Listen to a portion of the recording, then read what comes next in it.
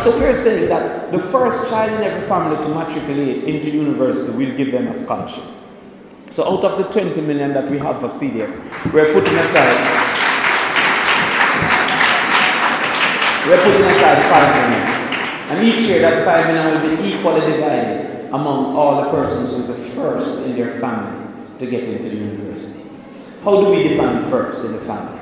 The family is defined by two ways because of Jamaica's reality. The first way is that you have a shared ancestor. So therefore, if you are the child of the same father or the child of the same mother, so now you have some repeat, they don't want this message. But if you're the child of the same father or the child of the same mother, then you will actually be shared ancestor.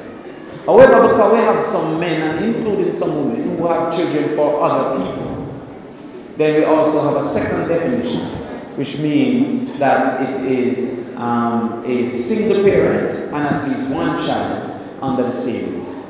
So if it is that you have a shared father but not under the same roof, then you qualify as first, even though your bigger sister who live with your father. Take out some of that thing for me, because it's all like me a selector. I don't want to get carried away, you understand? So therefore, that's the first in the family. Within all our programs, the PEP programs, the homework center, the CXC classes, the summer school, anybody in a university that is willing to volunteer, we will be registered under the JAMVAT program, and they will be paid a further $60,000 per semester.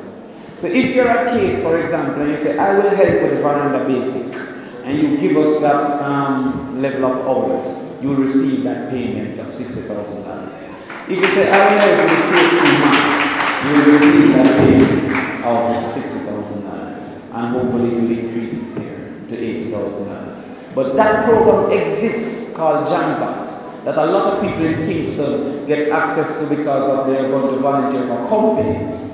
We will get our program registered, our education program. And if you help somebody up, we will also help you up. That's independence through education.